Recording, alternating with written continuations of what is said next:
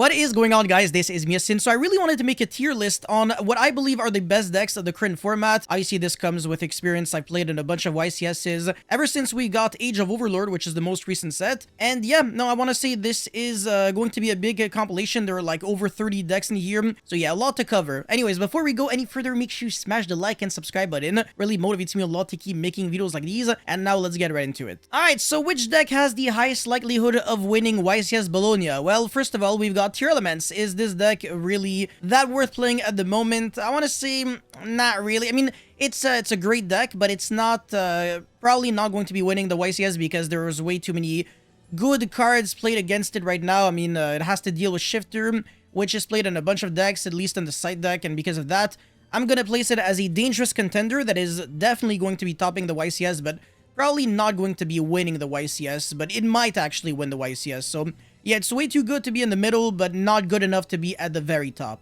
Alright, Shark, it definitely doesn't have what it takes. Pendulums, the thing about Pendulums is that they're extremely good when they're going first, but when they're going second, it just doesn't really feel insane. Like, you don't really have a lot of tools to really push through boards. You can't really afford to play hand traps, and obviously your engine is not any better than Danger Dark World, which is kind of my issue here. Especially in a format where you might get FTK'd by like insane decks, so I don't really know too much about the Magician, at least in the current metagame. We're also going to be needing Electrum if you want to play through Droll and Nibiru very consistently, but at the moment, now Dinosaur unfortunately is kind of in the same boat as Shark. It just isn't really worth playing at the moment. Centurion is a very interesting deck. The deck is way too fragile to be a deck that will win a YCS, but at the same time, it's very easy to play, very linear. It always does the same thing. It's very consistent. Can play a lot of hand traps, so it's the kind of deck that I would not be shocked to see a couple in the top cut, but I would be extremely shocked to see Centurion win a YCS, honestly. Okay, Sword Soul is somewhat similar. The deck is very good going first and second, obviously, but the issue is that it's never insane. It never does anything completely degenerate, at least without Protoss, and obviously this is what the status of the deck is at the moment. So if you're going first, you don't necessarily win. You can still lose. You can still get Nibiru if you're greedy. And if you're not greedy, you can still lose to like Typhon and stuff like that because Chi-Jiao has 2800 attack. And your follow-up, I mean, you have to choose between making a lot of interruptions and not really having a follow-up, or making less interruptions and having a follow-up. So that's my issue with Sword Soul.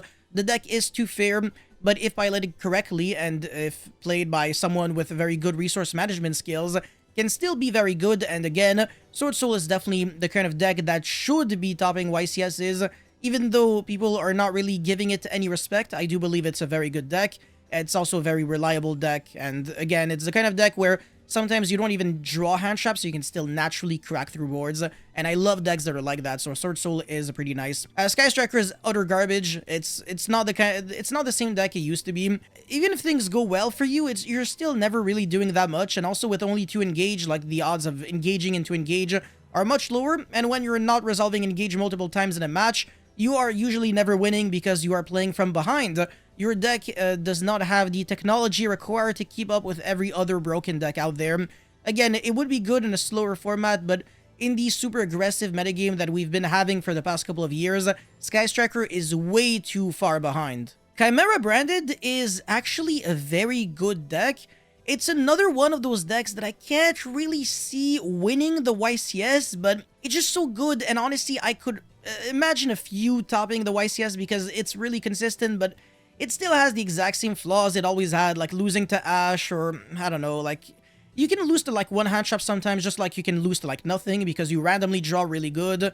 Going second should be fine if you draw your hand traps, so I guess that's the thing, but the deck is just way too simple. It doesn't really do anything super complicated. It kind of reminds me a lot of Centurion in that regard. It's not like Tier Elements, which is a very complex deck with a lot of different combo routes, where your hand doesn't necessarily lead to anything in particular. You always play it out. These two decks are just super straightforward, and I am not a fan. Salamangreat, okay, this is way too early for Salamangreat to be doing too well. I believe that it probably won't see much play, and at the moment we don't have Promethean Princess and the new very good fire support, so Salamangreat is also not really ideal. But once we get Phantom Nightmare, I would be very willing to improve, or rather upgrade it to level 3, instead, like in the middle, instead of just being as a potential rogue deck that might squeeze it in, but yeah, I don't think this deck is too great, at least at the moment. Plunder Patrol is probably in the same boat. I mean, it's a respectable deck, and I do understand the world in which like good players could make it look better than what it actually is. I've seen some nice deck lists with like the Runic Engine. It looks like it could do a lot of things. I kind of just see bad players playing Plunder Patrol and kind of giving it like a really bad rep, but it's definitely a cool deck, but it's just maybe not good enough, again, going second. And if you're playing the Runic cards, they're also like kind of slow right now. You're always skipping your battle phase, you're not really doing too much, and you're giving a lot of time for your opponent to like recover and stuff like that. In a format with like everything floats, like Unchained, Rescue Ace, Fire King, it's probably not too great. Anyways, Danger Dark World. Yeah, this deck is kind of similar to Supreme King Magician, or rather, should I say Pendulum Magician, but the difference is that the ceiling level and the consistency might be a little higher, and when you're going first, you're always beating your opponent and you're not losing to board breakers, but when you're going second, you are losing to anything that FTKs you, or Dwellers you, or Shifters you, and you're also losing to Drool very often, but again, engine to engine, Dark World is always beating everything. So I actually really believe in Dark World's potential, and I do believe that, again, if it's piloted by someone who knows how to play the deck correctly, it should be doing a lot of, you know, a pretty decent job. Vanquish Soul is another deck that I actually think is really good, but this time I'm going to put it a little, maybe after Centurion. It's a mid-range deck, so there's nothing unfair about it. It reminds me a lot of Sword Soul Tenyi this time, where you can win the dice roll and still lose because you're not doing anything unfair against your opponent.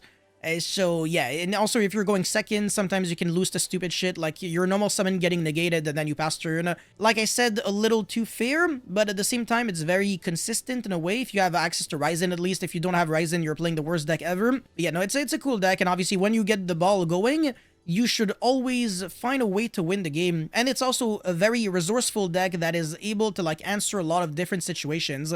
Like sometimes you don't even have an out to a monster that's unaffected by card effects, and you just go Heavy Burger, burn, burn, burn, and you win the game that way. You can also generically draw cards, search a lot, so yeah, it doesn't really have any problems with recovery and stamina overall. So I like Vanquish Soul, and it doesn't really insta-loost anything. It can play Shifter. Like I said, usually if you know what you're doing, you should be able to also kind of play through a bunch of interruptions going second, just with your engine, because you can tag out with your in-hand effective monsters. You can use the reveal effect of your monsters to do some cool things.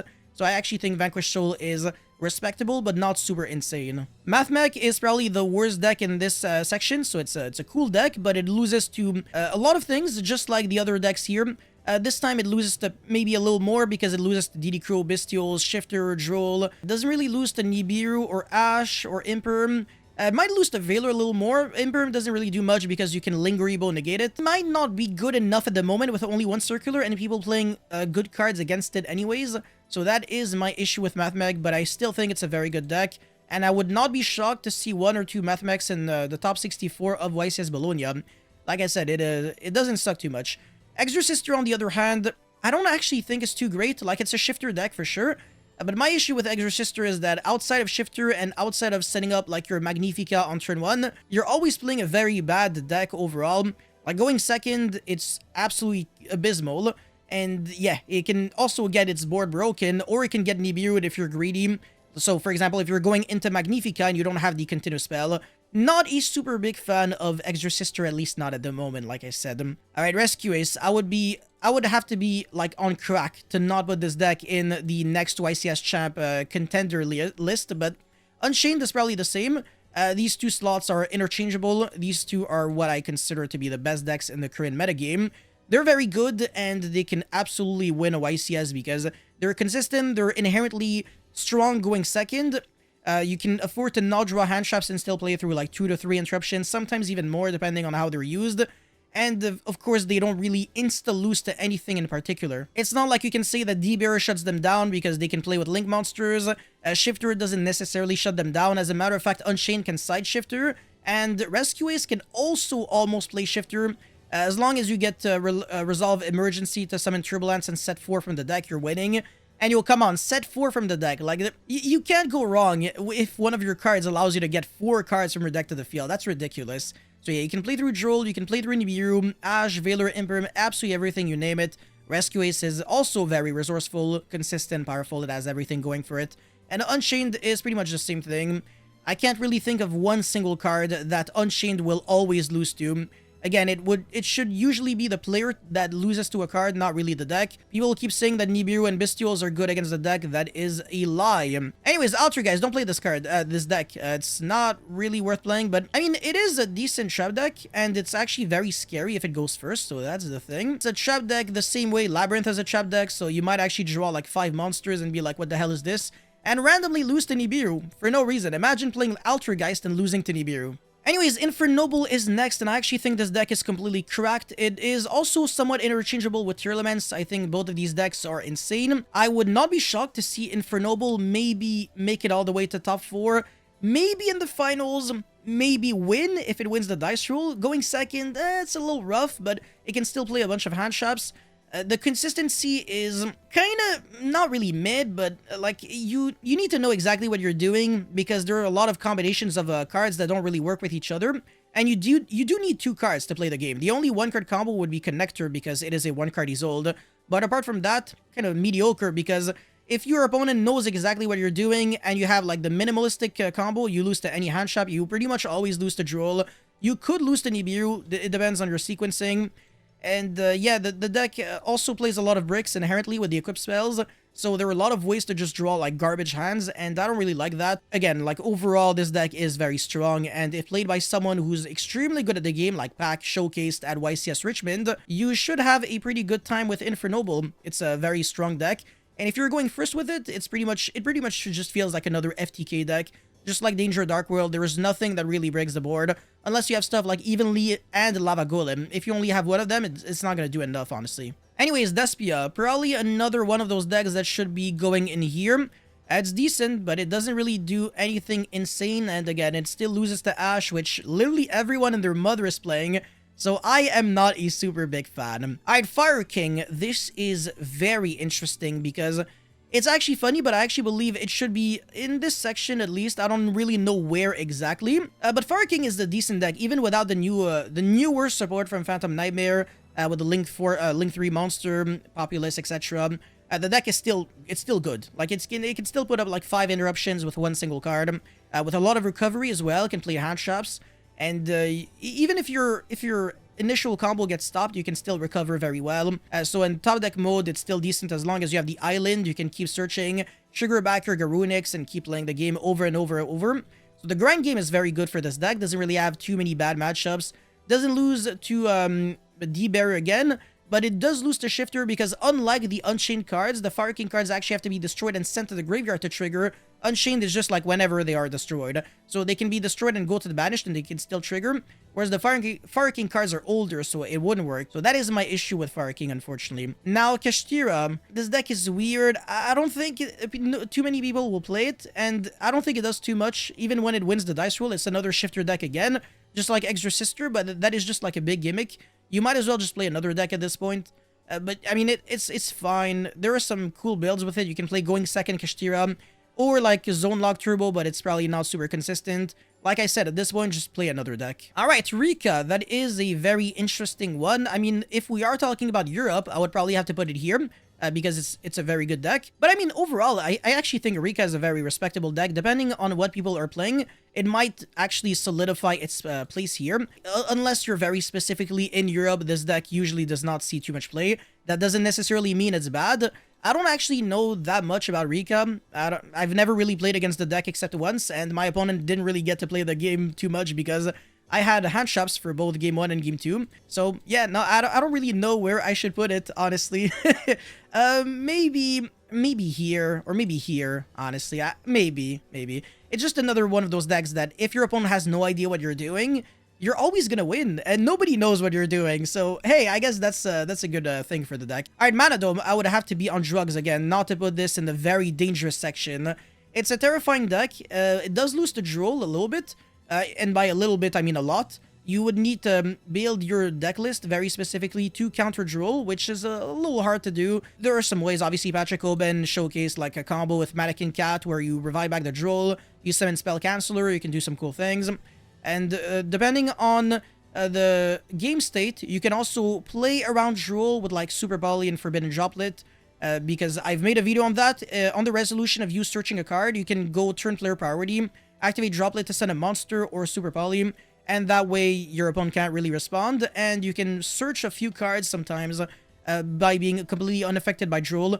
You also have to sequence your things correctly, so the deck is not very good if you're not very good, but if you are good at the game, Mana Dome should be overall just insane, honestly, and again, when you're going first, your boards are almost unbreakable completely. Alright, Dragon Link is probably the best deck in this category. I would be traumatized to death if the deck won the YCS.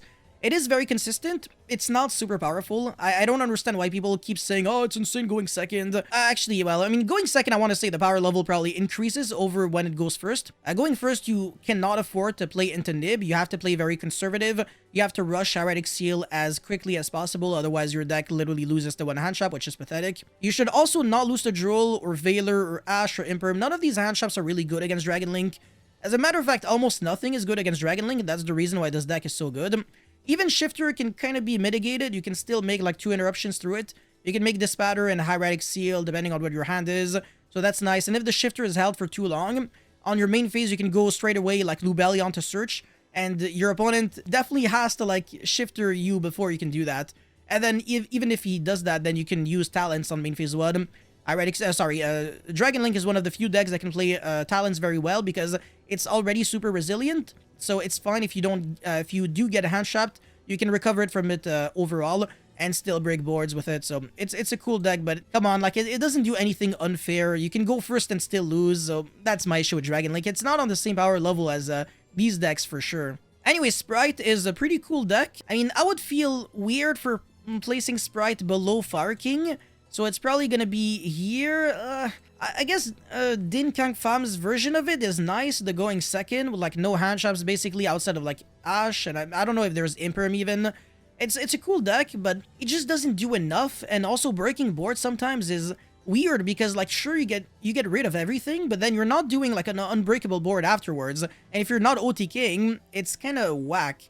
Obviously, in a format where everybody plays Nibiru, you don't have to care because you can play around Nibiru by going Gigantic, summon a monster, and then it can't be used anymore. So that's really nice, but... And by the way, when I say Sprite, I include all the versions. So for Higher, Runic, etc. It's not just pure Sprite. So that's the reason why the only...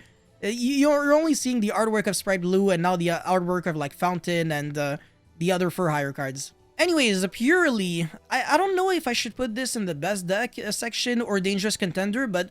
I'm actually kind of crazy. I'm going to put it here. I actually genuinely believe Purely is insane. It's definitely one of the more dangerous decks. It's a deck that you are forced to respect. If you don't respect it, you will always lose to it because Purely Noir is insane. The deck can play a lot of hand traps, so you can lose the dice roll and not care. And again, it's just like these other two decks out there. If you don't draw hand traps, you are not screwed because you can still break boards. The field spell allows your Purely monsters to not be targeted by your opponent's card effects, so you can naturally crack through a bunch of things. Sometimes you can have like just almost nothing and turn it into a lot. You can also get lucky with the White Cat. And yeah, you can make like massive comebacks out of nowhere. The recursion game is also very good. It's a difficult deck to play correctly, but a very easy deck to play at a low level. But if you want to win, you have to be at a high level. So that's the reason why I believe in my friends playing Purely. I do think they have what it takes to win the YCS. And yeah, I know a lot of very high level players are playing Purely and doing very well with it. So yeah, I believe in the deck's potential for sure. Okay, Flunderies, I despise the deck personally. I actually think it's utter garbage. I'm gonna have to give credit to Shifter and Featherstorm. So yeah, the deck gets hard carried by these two cards. Outside of that, it just feels like one of the shittiest decks I've ever seen in my life. Because of the fact that it gets to play two insane cards, I am probably going to put it, have to put it here. Yeah, so right below the Chimera deck. It's the kind of deck where you can lose in so many ways. Like you can lose because you didn't have access to your engine, or because your hand or your end board was not unfair enough. Like even if you have like Empen because you drew Rabina, it doesn't matter if you don't have like Shifter or Featherstorm. And that's what I really don't like about the deck. And you can also break with like weird hands if you're playing like all the board breakers for going second, and you draw all of them going first, like Dark Ruler, Evenly, Thrust, Talents, and your opponent has nothing. And then your opponent just like naturally beats the board without needing to rely on anything. So that makes you look stupid, and yeah, I hate birds. Anyways, Mikanko, extremely dangerous deck. Potentially, well, yeah, much better than Tier Elements. It does have a very bad matchup against Infernoble. This deck, it can catch a lot of people off guard. I do know some extremely good players playing Mikanko, and it already won a YCS in the past. I mean, pretty much all of those decks won YCSs. So yeah, it it would make no sense for me not to respect Mikanko. It's terrifying, honestly. It can hand loop for 4 cards. It can make completely unbreakable boards. It can lock you out of special summoning with the Acid Golem of Destruction. It breaks boards going second, but it can't really afford the luxury of playing hand traps, at least not in the main deck. But it can main deck Lava Golem, and then Lava Golem you, and then go Arabesque, bounce back, and then Lava Golem again, which is very unfair, honestly. Anyways, Blackwing, what do I think of that one? Let's see. I mean, it can do a lot of things. It can play Shifter as well. It can make unbreakable boards when it goes first. It is very, very bad going second because it loses to, like, spot. Not negates. It doesn't lose to negates, but it loses to things that destroy or bounce back or banish, like, proactively. So, because if you go, like, Simoon and then normal summon and then go Black Whirlwind effect and then the Simoon dies or leaves the field, you're not searching anything. So, if you're playing against anyone who knows that, you know, that knows what your deck does, it's gonna be kind of bad, and I'm not a big fan, but a deck that just proactively wins when it goes first. Another kind of FTK-esque deck that also wins in time because you're burning your opponent for damage with Nothong and the big level 10 Synchro Monster. Probably gonna have to put it in the same tier. It's probably better than Centurion, honestly. It's just that nobody knows how to play Blackwing correctly, but I do think it's an extremely good deck. It does feel weird to put the deck here because, again, nobody really tops with Blackwing, but I think it's just a matter of time, but I don't think it's going to win the YCS, honestly. Labyrinth, it's a very dangerous deck, for sure. I mean, it's a trap deck that can search trap cards that probably will skip your turn. Either the Virus or D-Barrier, Different Dimension Ground, stuff like that. And it can make itself invulnerable to a bunch of things. Labyrinth, definitely one of the best decks. Super Heavy Samurai variants, I mean, probably here. Yeah, it's... Anything that can play Super Heavy Samurai is pretty good, but pure Super Heavy Samurai is probably not doing anything. Phantom Knight, that is a very tricky one. It's definitely a tier 1 deck. I don't know where I would put it. Let's see. Close to these kind of decks because, again, it's another one of those decks where nobody really knows how to play the deck very well. But it can play through 2 hand traps, actually, because you can have access to the Brave Token engine that gets you the Wandering Griffin Rider, and then the Horus engine gets you to Galaxy S Photon Lord, and then you don't really need too much to get your, like, actual Phantom Knight engine going, because it's just, like, a bunch of level 3s with Cherubini and then Rusty Bardiche. Going second, it can still play, like, 12 hand traps, or at least, like, 9, 10, something like that. Or if you're not playing hand traps, you can play a combination with Board Breakers. So it's not too bad, and you have a lot of gas, and the Brave Token engine is good going second. The Horus engine is fine as well. You're not really playing that many bad cards, so I have a lot of positive things to say about Phantom Knight, and it also won, like, a regional and a couple of other events, and almost topped a YCS recently at Indianapolis, so I do believe in Phantom Knight's potential to top YCS Bologna. Alright, Marincess, that is another respectable deck. It's probably a little better than Mathmag because it doesn't lose to the same thing. Like, I mean, it still loses to Shifter, but it doesn't lose to DD Crow, Bestials, Ghost Bell, and they can play a lot of hand traps, like literally 15 hand traps, and you're pretty much always drawing them. And you are also playing with a bunch of one-card combos. And the worst thing that you can do, basically, is like a Heat Soul almost kind of card.